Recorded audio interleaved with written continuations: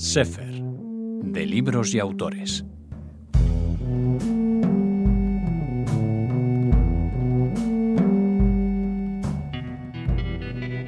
Les saludamos en este programa en el que nos acompaña Javier Fernández Aparicio. Hola, bienvenido, Javi. Hola, ¿qué tal, Raquel? Para mí un honor, y más en estas fechas, estar con vosotros en tan buena compañía en Radio Separar. Bueno, además, cuando hemos pensado en realizar este programa para acercarnos a la Shoah mediante la literatura, para acercarnos al fenómeno de la Shoah, lo que es posible acercarse, por supuesto, hemos pensado en ti como uno de los responsables de ese club de lecturas del Holocausto que tanto añoramos y que nos servía, Javier, entre otras cosas, para contestar esa pregunta que nos hace mucha gente. ¿Qué puedo leer? ¿Qué libros son los Sí, que hay que leer para entender la SOA, para eh, conocer los testimonios, para hablar de experiencias, para acercarnos a eso, al Holocausto? sí, pues efectivamente, gracias a este proyecto, bueno, que tuvimos, ¿no? Este Club de Lectura del Holocausto, a este fondo sobre el Holocausto en la Biblioteca de Villa de Vallecas, también gracias a mi compañero Javier Quevedo, al que Ujú. saludamos precisamente desde aquí. Mucho. Pues una de las conclusiones, y también para nosotros fue una enseñanza muy valiosa, ¿no? Era que al hablar de la Shoah, del Holocausto, la literatura se acaba conformando, se acaba creando, acaba siendo un vehículo totalmente, pues, esencial, pues, para poder conocer este mayor símbolo del horror, ¿no? Poniendo Auschwitz, ¿no? Este campo de concentración, de exterminio, que siempre simboliza lo que fue la Shoah, lo que fue esta deshumanización, y por supuesto hablar de que desde la buena literatura, y recalco esto de buena, Ujú. pues siempre se ha capturado, siempre se han transmitido las historias de quienes vivieron este capítulo a través, bueno, pues de diferente formato, ¿no? Desde novelas a relatos breves, como vamos a ver algunos ejemplos ahora, siempre con reflexiones sobre la condición humana y sobre todo hay que decir una cosa, que evidentemente los ensayos, los manuales, los estudios, las investigaciones históricas, por supuesto también esa vertiente judicial que desde entonces y hasta ahora pues ha tenido en el Holocausto pues una de sus vértices, son imprescindibles, porque eso explica y nos expone los hechos negros sobre blanco tal cual. Pero la literatura es otra cosa, y es que quizás va más allá, va más adentro de lo que somos nosotros como seres humanos. Es decir, nos da esa explicación, como bien has dicho, si es posible o no, Ujú. desde dentro, desde lo humano, desde lo emocional, desde lo no palpable, con lo cual pues nos llega todavía más que leer que por supuesto que conocerlo, lo que fue la historia con sus fríos datos y más en este desgraciado caso, pero nos llega más precisamente esas historias, quizás también a mi entender, porque muchas veces personaliza precisamente en uno de sus componentes, en una víctima por lo general, viene generalmente también superviviente, pues lo que fue aquel horror y lo que fue el holocausto, ¿no? Claro, Ujú. otra cosa es saber escribirlo, Ya. porque es verdad que sobre literatura sobre la Shoah hay y hay muchísima, pero bueno, nosotros vamos a hacer bueno, pues una selección de lo que queremos o creemos que es lo esencial para escribir sobre el holocausto. No es que haya que ser un genio, es que hace falta sencillamente ser respetuoso, riguroso, ser exquisito en este tema y sobre todo no caer ni en detalles ni en patetismo, no ponerse en la piel de la víctima, que además ya no nos puede decir esto no fue así o fue de otra forma, por desgracia, y esto es lo que está voy a poner bueno, este pequeño rejón, ¿no? Que es lo que parece incentivarse un poquito ahora en la actualidad, ¿no? Ujú. Utilizar este patetismo, esta mala imagen en la narrativa actual simplemente para vender desde un título, pero muy poco con muy poco rigor. Sí, Pero bueno, hoy no todos vamos a hablar estos, de eso. no, no, no vamos a hablar ni del niño del pijama de rayas, No, ni de ni los de de ta ta ta Mauthausen, de ni no sé Auschwitz, qué ni de de, Auschwitz. sí. Ujú. exacto. Vamos con esos libros que has considerado, y yo también me uno, por supuesto, imprescindibles de 5 autores canónicos en lo que tienen que ver, bueno, canónicos algunos, porque también, Algunos. sí, has incluido autores menos conocidos, pero igual de esenciales, como decías. Si te Sí. parece, no sé si quieres añadir algo más a la introducción o vamos directamente con el Yo creo primero. que podemos ir directamente. Más o menos hemos Mm, expuesto a qué nos estamos refiriendo, ¿no? sí, bueno, vamos a hablar en primer lugar de Si esto es un hombre, de Primo Levi, editado en 1947.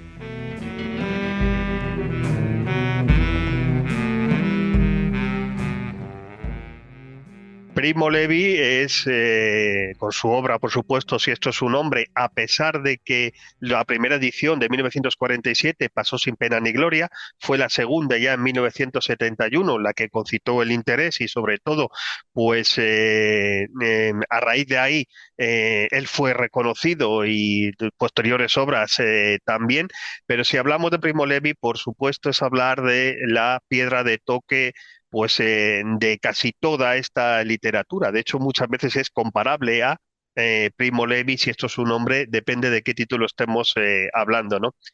Pues a diferencia de otros testimonios sobre la barbarie nazi, que fueron escritos años o décadas después, como estamos diciendo, si esto es un nombre, está redactado pues en caliente, apenas unos meses después del regreso del propio Primo Levi de Auschwitz, ¿no? Del cual fue felizmente para él superviviente, ¿no?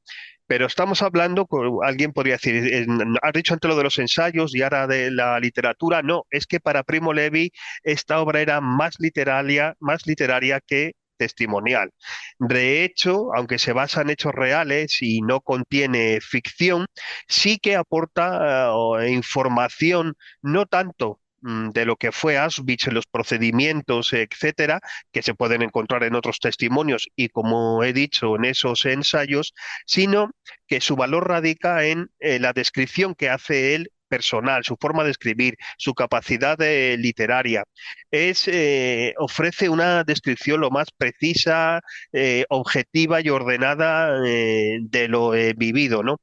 Pero, como él también escribe, su tarea no es la de informar qué fue Auschwitz, qué pasó en Auschwitz, porque más o menos eso se acabó ya conociendo con el paso de los tiempos.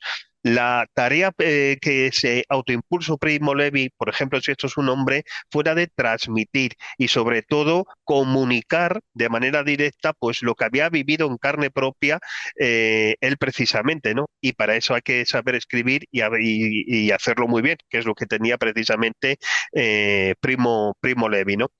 Este libro, si esto es un nombre, parece un informe detallado, parece incluso un atestado a veces policial de cómo se van sucediendo los acontecimientos, pero siempre evita cualquier tentación de patetismo o incluso de lástima sobre lo que está ocurriendo. Él va escribiendo y describiendo lo que ocurre, descarnado no de reflexión que la tiene, sino de un sentimiento de decir, bueno, pues aquí pasó esto, aquí no, en eso no entra. No quiere crear una obra morbosa y no lo hace ni tampoco truculenta.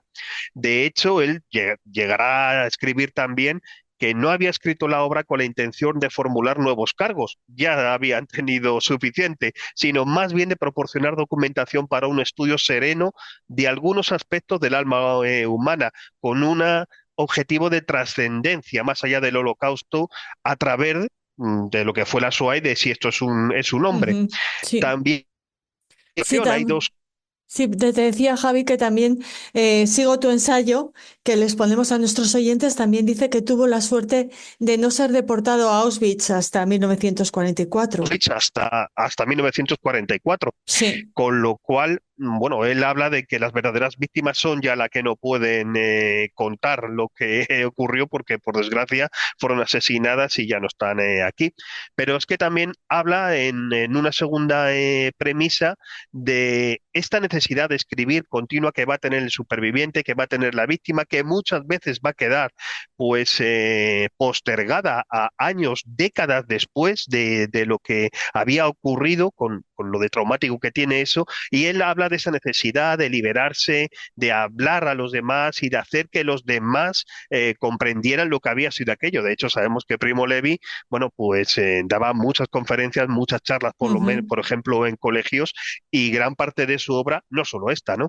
Podemos hablar también de La Tregua, podemos hablar también de Los hundidos y los salvados, que es también, pues es que es un auténtico libro filosófico Ah, y en torno al Holocausto, ¿no? Y sí. esa era la gran finalidad y es la de, si esto es su nombre, Ujú. precisamente, ¿no? Es una trilogía, como muchos de ustedes saben, es muy complicado, bueno, pues elegir qué Mm. libros les presentamos, pero el segundo para mí es uno de los grandes descubrimientos en lo que tiene que ver con Sí, la literatura de la SOA, tanto la autora, Ida Fink, como el libro Huellas. efectivamente.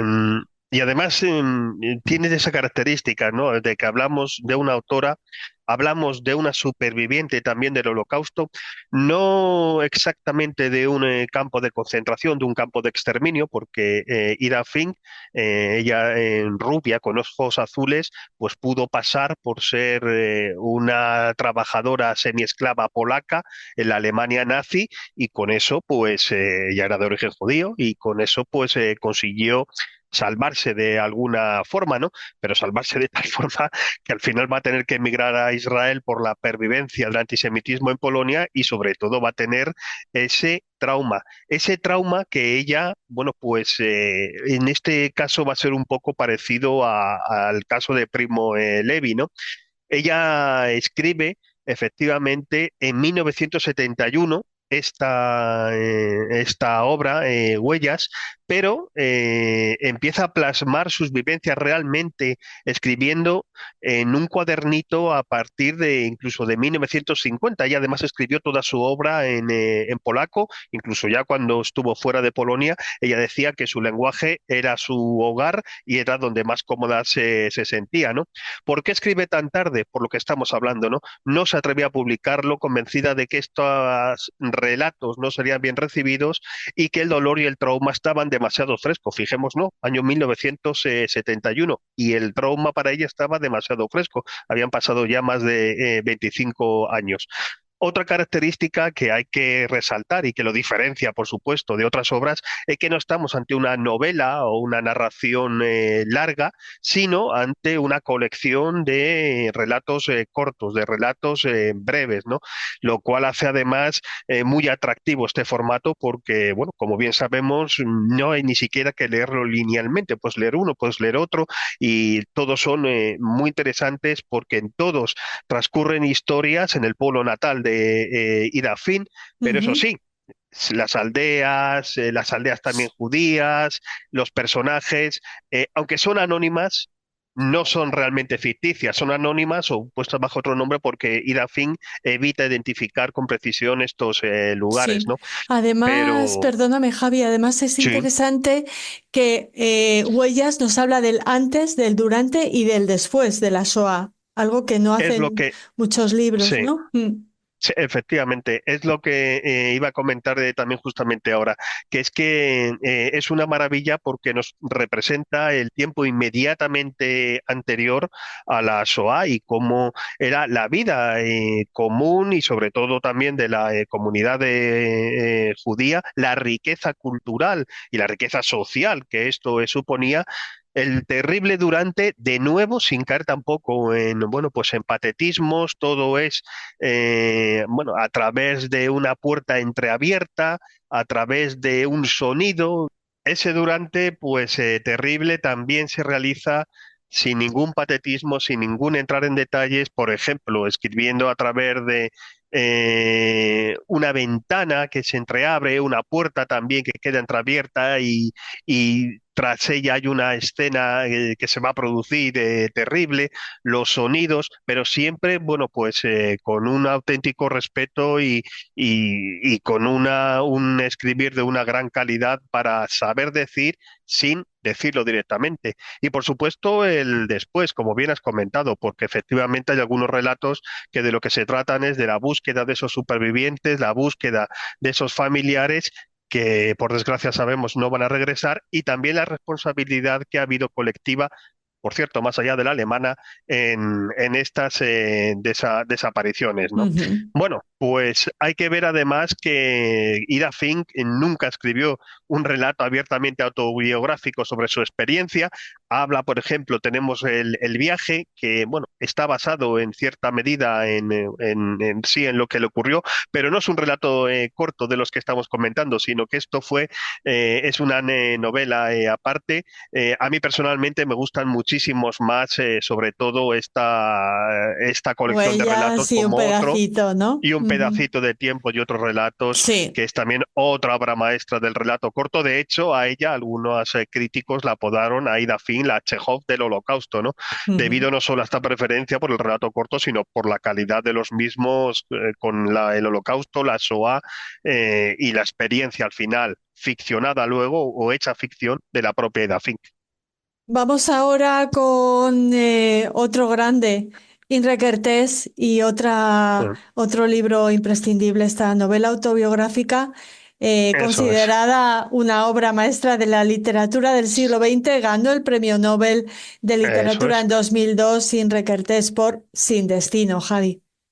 Sin destino, ¿no? Imre Kertész también, pues como Primo Levi, precisamente superviviente de Auschwitz, como Primo Levi además entró allí en Auschwitz prácticamente a finales del año 44 y gracias a eso pues acabó sobreviviendo, porque es cierto que, bueno, pues como sabemos las personas anteriores, la mayoría fueron asesinadas.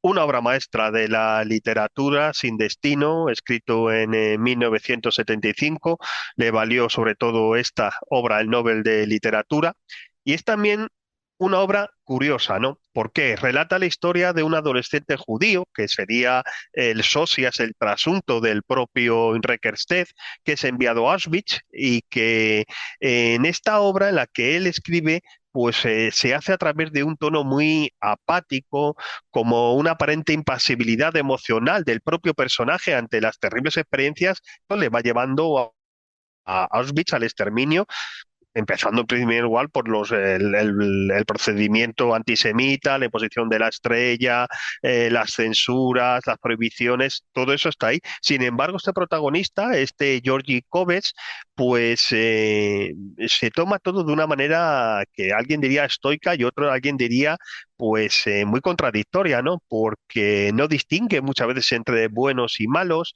simplemente observa pues este orden de las cosas en el que unos dan precisamente órdenes y otros las cumplen.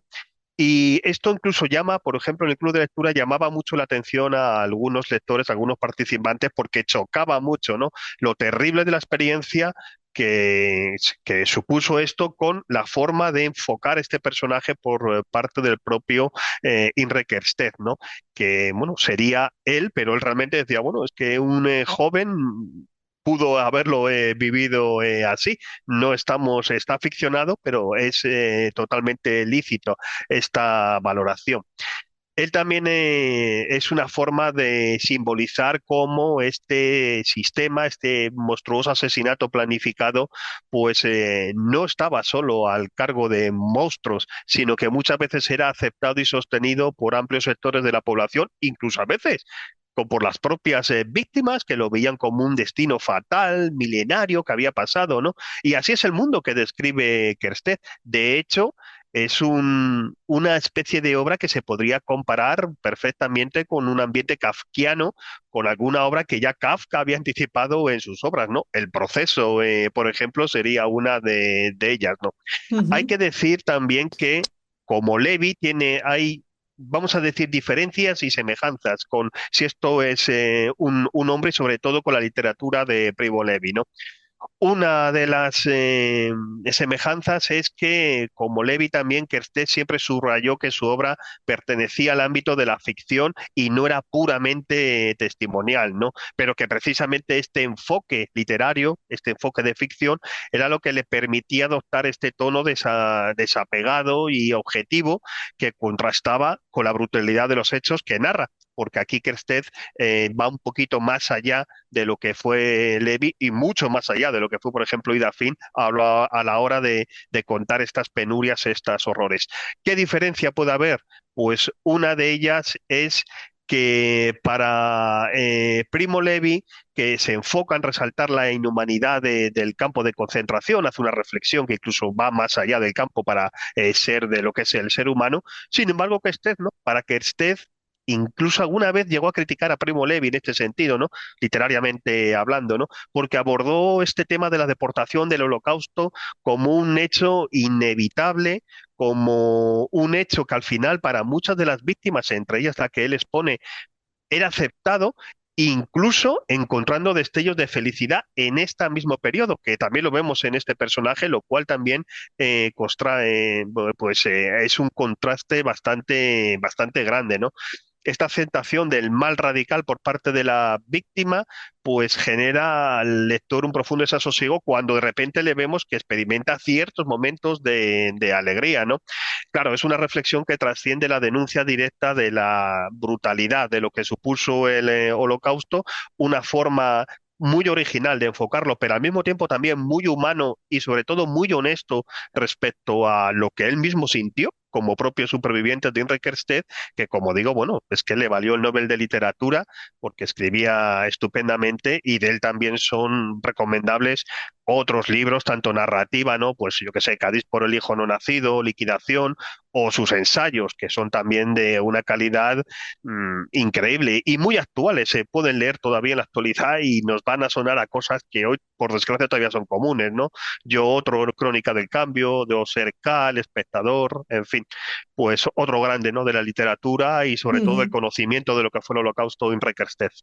Absolutamente. Y ahora vamos con un preferido del Club de Lecturas Sí. del Holocausto.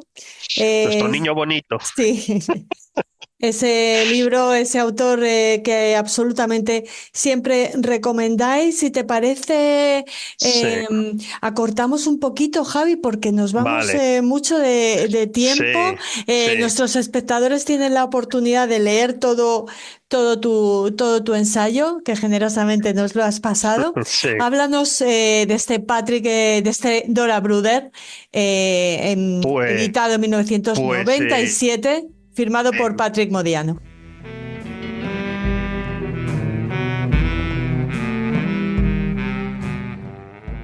Patrick Modiano, qué decir, ¿no? Otro grande, otro premio Nobel de literatura. Aquí además estamos no solo ante la visión del propio Holocausto a través de este personaje, Dora Bruder, real, una niña o una adolescente judía en el París de la ocupación que acabaría inmersa al final en las redadas, en la detención y su nombre aparecerá como una de las deportadas a Auschwitz en septiembre de 1942 en donde murió, ¿no?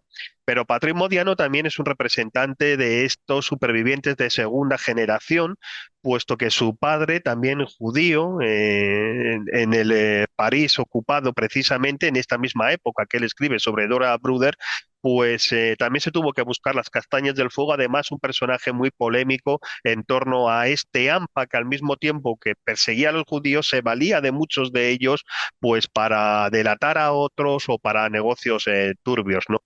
Patrick Modiano y Dora Bruder pues siempre van a quedar unidos. De hecho, incluso en París ya tiene una calle o una plaza precisamente Dora Bruder, este personaje que fue real, que existió, pero que Modiano encontró hace ya, bueno, pues en los años 60, 70, algunos datos inconexos y él intentó darle vida, darle actualidad, darle presente a esta niña, a esta joven a través, como digo, de datos inconexos, a través también de la conexión con su propio presente, de Modiano, el París de 1997, de paseos por los lugares en los que pudo estar en Dora Bruder y de su misma vida también y recuerdos personales, sobre todo respecto a su padre, ¿no? Dora Bruder es un libro que es muy cortito, pero que si alguien quiere, bueno, pues entrar en los adentros de cómo un sistema puede coger a una persona totalmente inocente, como fue Dora Bruder, que posiblemente ni ella misma supo lo que estaba por ocurrir, ni la catástrofe que está por ocurrir, como tantos otros, pues tiene en este libro una fuente esencial. Ujú. Además, es premio Nobel. de literatura Es en premio Nobel, sí, sí. 2014. En 2014, Sí, sí, sí. vamos Gracias con... sobre todo a este libro. Sí. Vamos ahora con ese medallones que también tienen que leer. También, sí, sí. También esta además fue una sorpresa en el club de lectura porque lo pusimos fuera de lo que era la programación y sin embargo fue el segundo o tercer libro mejor valorado por nuestros lectores, por nuestros participantes y lo merecía porque estamos ante otra colección de relatos breves, de relatos cortos de Sofía Nalkowska. ¿Quién fue ella? Bueno, ella fue realmente investigadora y sobre todo estuvo en una comisión en Polonia inmediatamente después de los hechos investigando precisamente lo que había sido la ocupación nazi en Polonia. Fruto de ello es este libro, escrito también en 1946. Fijemos, no, en 1947 es, si esto es su nombre, pues un año antes Sofía Lankowska había escrito ya Medallones. En él, pues hay el testimonio del sufrimiento de las víctimas en Polonia, pero también junto a reflexiones éticas y filosóficas sobre la condición humana. ¿Por qué? Pues como Ida Fink también utiliza este género del relato corto, pero de una forma más diferente, quizás aquí menos literaria, más desde una precisión documental, de un estilo sobrio, que es no por ello menos conmovedor y realmente pues otorga a la obra un impacto emocional y un impacto ético muy, muy profundo. Hay además una premisa que por eso hemos incluido este libro en uno de los grandes, ¿no? Y es que por primera vez prácticamente incluía testimonios no solo de las víctimas, sino también de testigos, también de perpetradores, lo que permitía ya esta visión multifacética de los horrores de la guerra, del Holocausto, en su máxima amplitud. No se incluye solo el mero testimonio, sino se incluye también la responsabilidad y la culpa colectiva que hubo en estas sociedades, no solo por parte de los perpetradores, sino también por aquellos que miraron para otro lado o ignoraron estas atrocidades, ¿no? Y de hecho, por ejemplo, pues resalto un relato que es el profesor Spanner, donde se describe la macabra fabricación de jabón a partir de cuerpos humanos y sin embargo era aceptado como si fuera pues un experimento más, pues ¿qué voy a decir yo, no? Sí. Hoy día, ¿no? Por eso hemos elegido, tenemos problemas con el audio de Javier, así que voy a despedir yo el programa. Seguro que él está de acuerdo en que lo haga. Les invitamos a la segunda parte de este interesantísimo recorrido por esos libros, esas obras con las que leemos la SOA. Les esperamos.